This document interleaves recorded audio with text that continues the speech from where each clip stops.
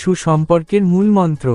ছেলে ও মেয়ের প্রেম একটি মানবিক সম্পর্ক যা প্রেম, সম্পর্কের গভীরতা এবং একে অপরকে বোঝার উপর ভিত্তি করে গড়ে ওঠে।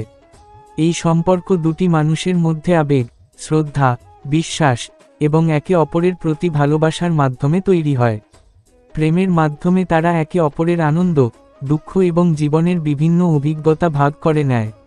প্রেমে অনেক সময় আনন্দ ও কষ্ট থাকে, তবে এটি দুই পক্ষের মধ্যে সমঝোতা, সহমর্মিতা এবং একে অপরকে সমর্থন দেওয়ার মাধ্যমে গড়ে ওঠে।